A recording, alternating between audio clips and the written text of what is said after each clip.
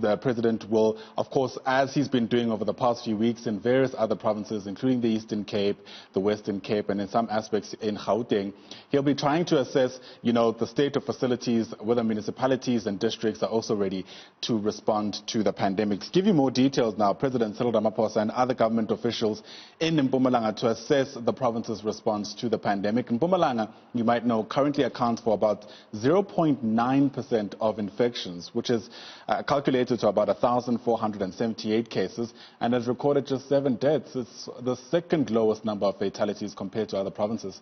Our reporter Mbali Thethani is covering the story for us. Now, she's currently on her way to Mpumalanga, and so joins us now via our telephone line. So, Mbali, it's great to have you on. Tell us what we know about this expected visit by the president.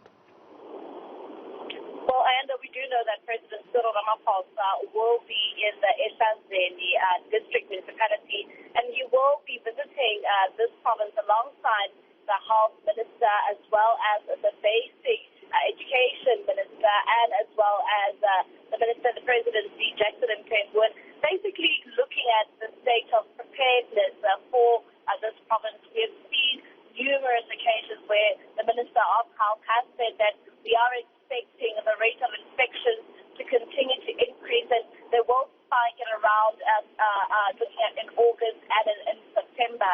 So when you look at the spike, what is government doing to ensure that they are prepared for the rate of infections? And this is looking at basically the health facilities for this province when it comes to the issue around beds. Will this province have enough beds to ensure that they can treat those with the coronavirus?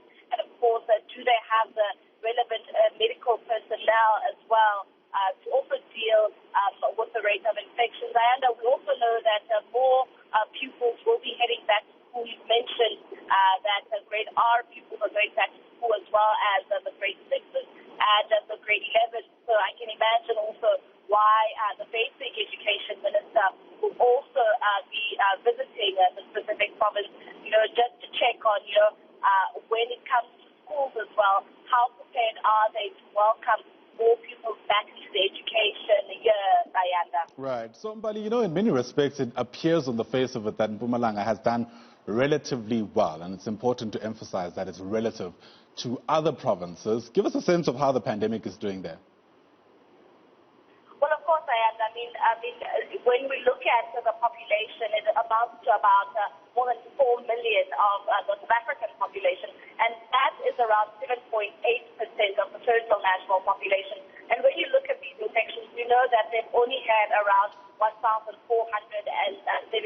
infections in Mpumalanga, and they've had around 7 deaths. And this is sort of the lowest we've seen when it comes to a national picture. We know that the likes of the Western Cape, as well as Gauteng, the rate of infections, they are basically make up the most of the infections in the country.